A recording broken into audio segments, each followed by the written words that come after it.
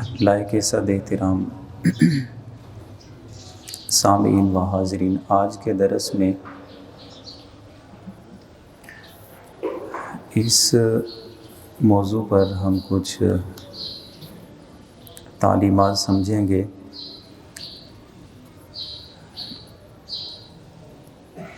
کہ عقیدے کی کتنی اہمیت ہے اور عقیدے کی پختگی یہ ہمارے لیے کیوں ضروری ہے۔ ہمیں اس چیز کا علم ہونا چاہیے بحیثیت مسلمان کہ عقیدہ دراصل کسی بھی عمل کے قبول ہونے کی بنیادی شرط ہوتا ہے۔ عقیدہ کیا ہے؟ یعنی جن تعلیمات کو، جن احکامات کو حضور سید عالم صلی اللہ علیہ وسلم نے اللہ کی طرف سے ہمارے سامنے بیان فرمایا ہے،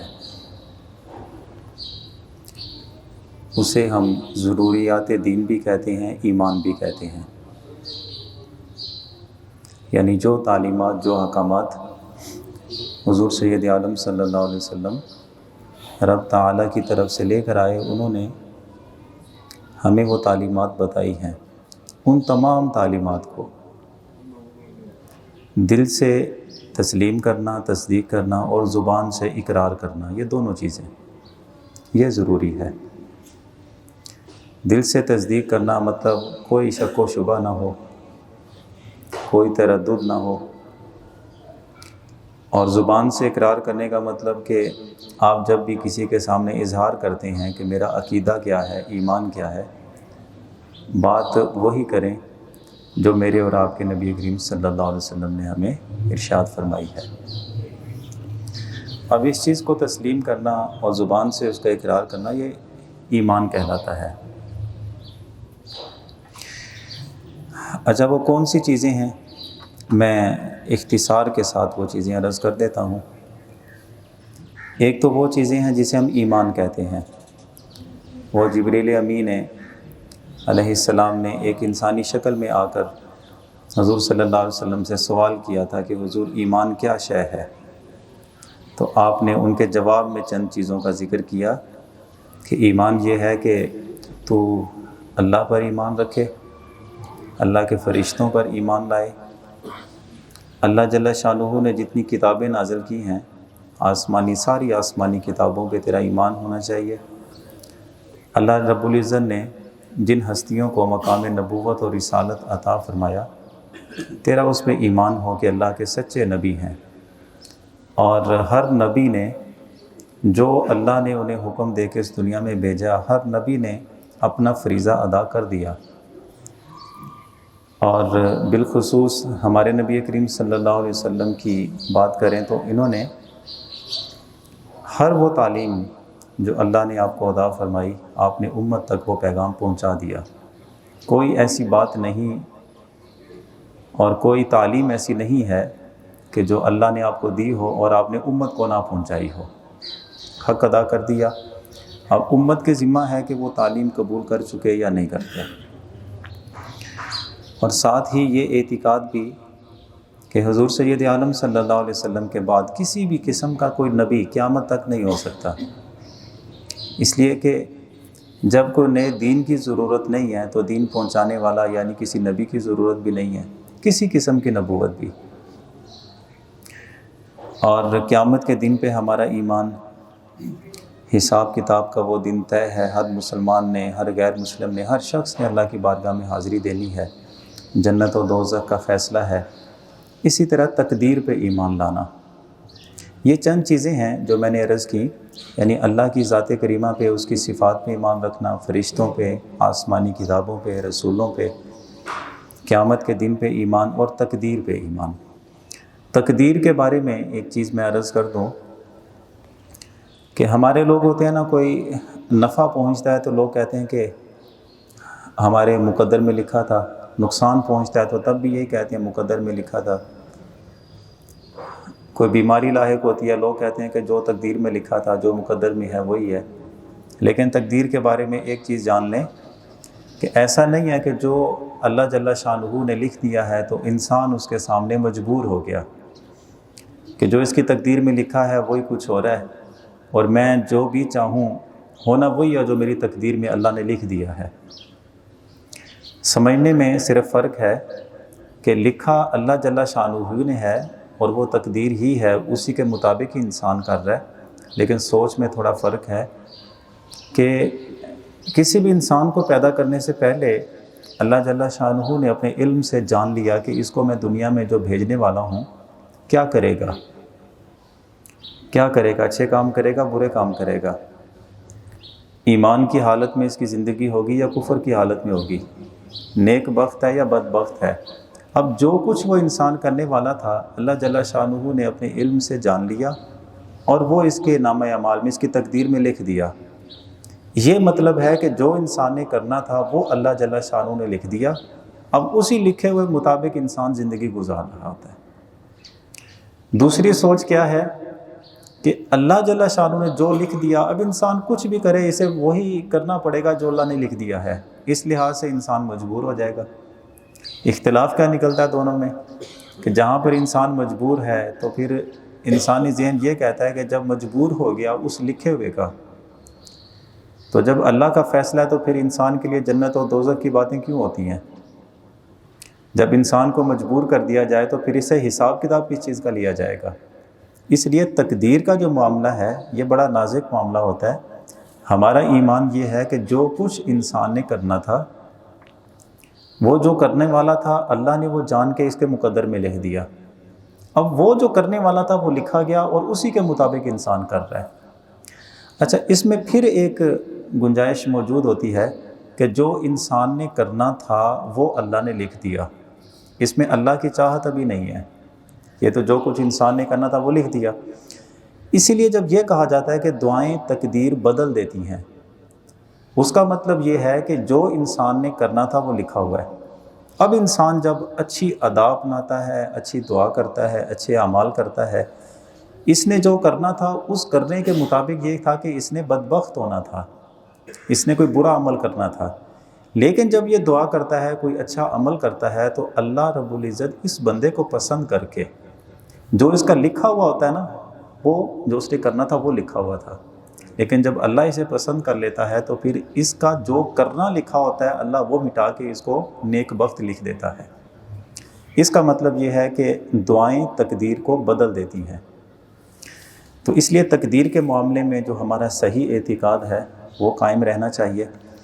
اچھا، اسی طرح دین اسلام کے جو ارکان ہیں وہ بھی ہمارے نبی کریم صلی اللہ علیہ وسلم نے بیان فرمائے، جیسے نماز ہے، روزہ ہے، حج، زکوٰۃ، اس کے علاوہ دوسرے فرائض ہیں۔ جن چیزوں کو حلال قرار دیا گیا ان کو حلال سمجھنا، اور جن چیزوں کو حرام قرار دیا گیا انہیں حرام سمجھنا، یہ بھی ایمان کا حصہ ہے۔ مثال کے طور پہ سود ہے، ہر شخص جانتا ہے حرام ہے، رشوت ہے، ہر شخص جانتا ہے حرام ہے، جھوٹ ہے، بددیانتی ہے، خیانت ہے، یہ ساری چیزیں جتنی بھی حرام ہیں ان کو حرام سمجھنا، اور جو چیزیں جائز ہیں انہیں جائز اور حلال سمجھنا۔ ہاں، یہ ایک الگ چیز ہے کہ ایک بندہ جھوٹ بول لیتا ہے، رشوت لے لیتا ہے، سود کا لین دین کر لیتا ہے، لیکن اس کے نزدیک اعتقاد یہ ہوتا ہے کہ میں نے جو کچھ بھی کیا ہے غلط ہے، یہ گناہ کا کام، لیکن میں نے کر لیا۔ اس سے کیا ہے کہ وہ آدمی گناہ گار ہوگا، کافر نہیں ہوگا۔ اور جو بندہ انہی سارے حرام کردہ چیزوں کو جائز اور حلال سمجھتے ہوئے اس کا ارتکاب کر لے، گناہ گار تو ہے لیکن ساتھ میں ایمان بھی گیا اس کا۔ اس لیے کہ حلال کو حلال سمجھنا اور حرام کو حرام سمجھنا یہ بھی عقیدے میں شامل ہے۔ یہ وہ چیزیں ہیں جن کا میں نے تذکرہ کیا۔ اب یہ چیزیں ہمارے جو عقیدے کا حصہ ہیں، ان کو اس لیے سیریس لینا چاہیے اور کبھی بھی ان پہ سمجھوتا نہیں کرنا چاہیے، اس لیے کہ اللہ جل شانہ نے قرآن عزیز میں ارشاد فرمایا، من عمل صالحا من ذکر او انثی وہو مؤمن، کہ تم میں سے کوئی بھی مرد یا عورت جو نیک عمل کرے۔ نیک عمل سے کیا ہے؟ صدقہ خیرات نیک عمل ہے، انسانیت کی خدمت کے لیے بہت سارے کام ہو جاتے ہیں، یہ سارے نیک اعمال ہیں۔ روزہ رکھنا نیک عمل ہے، روزہ افطار کروانا نیک عمل ہے. کوئی بھی نیک عمل کیا، چاہے کسی مرد نے کیا چاہے عورت نے کیا، لیکن شرط کیا ہے؟ وَهُوَ مُؤْمِن، وہ مومن ہونا چاہیے. مومن ہوگا، اب اس نے نیک عمل کیا، فَلَنُحْيِيَنَّهُ حَيَاةً طَيِّبَةً، ہم اسے بڑی اچھی زندگی عطا کریں گے. اس کا مطلب یہ ہوا کہ ایمان ہے تو عمل قبول ہیں، ایمان نہیں ہے تو کسی عمل کا کوئی اعتبار نہیں ہے. دیکھیں قبر میں جائیں گے 3 سوالات، وہ سوالات کون سے ہیں؟ من ربک، تیرا رب کون ہے؟ ما دینک، تیرا دین کیا ہے؟ اور حضور سید عالم صلی اللہ علیہ وسلم کے بارے میں ماذا تقول فی حق ھذا الرجل، اس ہستی پاک کے بارے میں تیرا عقیدہ کیا تھا؟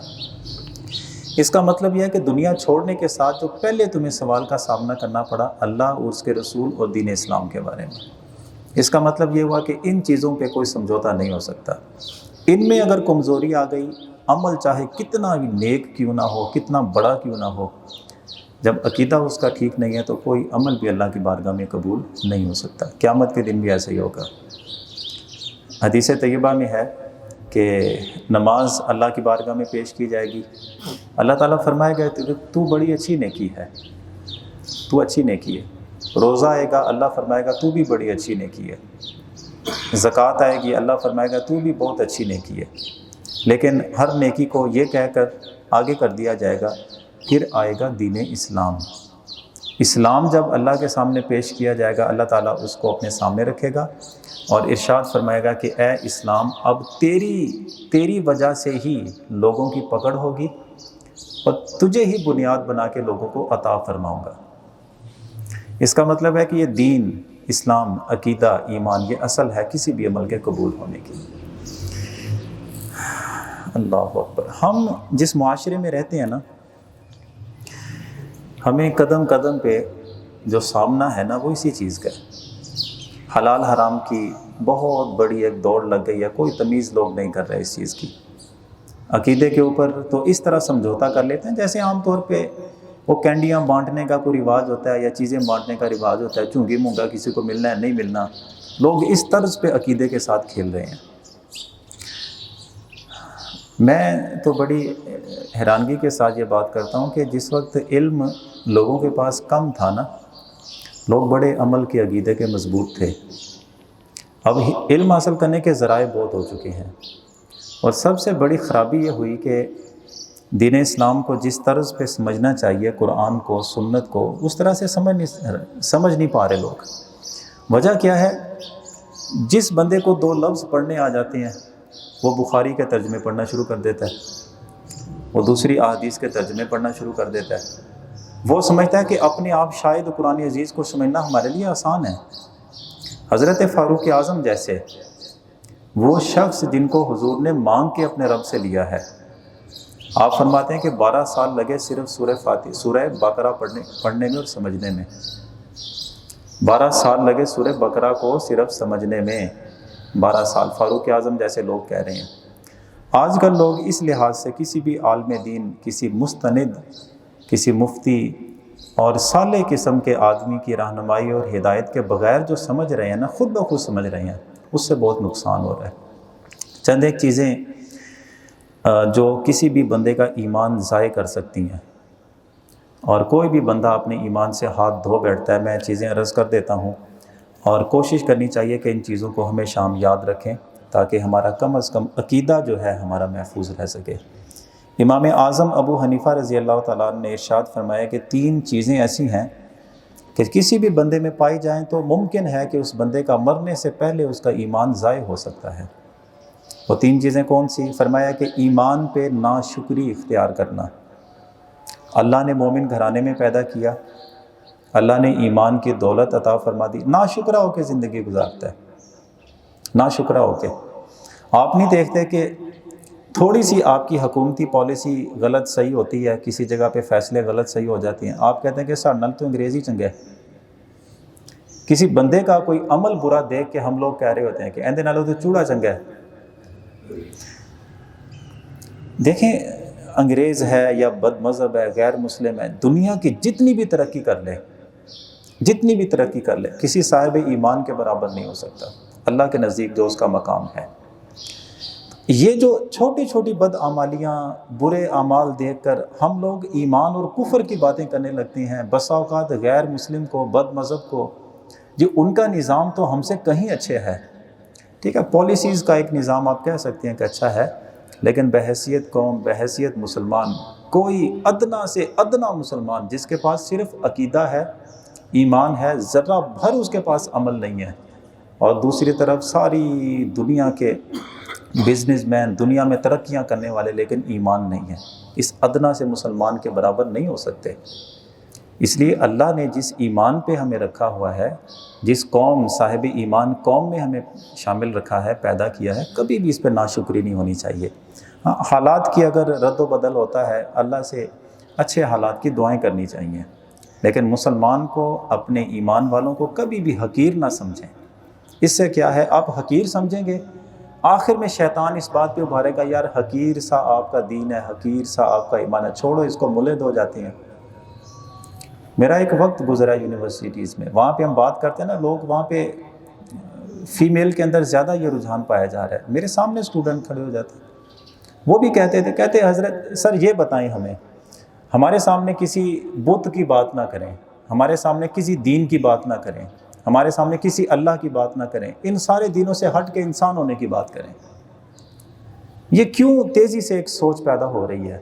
اس لیے کہ اپنے آپ کو حقیر سمجھنا، اس قدر حقیر سمجھنا. کس وجہ سے؟ مہنگائی ہو گئی، اپنے آپ کو حقیر سمجھ لیا. انصاف نہیں ملا تو اپنے آپ کو حقیر سمجھ لیا. ان معاملات میں آ کر جس وقت آپ ایمان والوں کو، مسلمانوں کو، اپنے آپ کو حقیر سمجھنے لگیں گے، پھر آپ کو اپنا ایمان بھی حقیر معلوم ہوگا، پھر چھوڑنے میں کوئی دیر نہیں لگے گی. اس لیے امام اعظم ابو حنیفہ نے فرمایا کہ ایمان پہ ناشکری اختیار کرنا ممکن ہے کہ وہ بندہ مرنے سے پہلے ایمان سے ہی ہاتھ دھو بیٹھے. دوسری چیز آپ نے فرمائی کہ برے خاتمے سے بے خوف ہو کے زندگی گزارنا، یعنی اسے کوئی فکر نہیں ہوتی کہ بے نمازی جو مرا ہے اس کا انجام کیا ہوتا ہے. اسے کوئی خوف نہیں ہے کہ میں رشوت ہے، سود ہے، اس طرح کے حرام کاموں میں پڑا ہوا ہوں. تو اللہ نے کتنی پکڑ کی آیتیں نازل فرمائی ہیں ان گناہوں کے اوپر، اسے کوئی خوف نہیں ہے.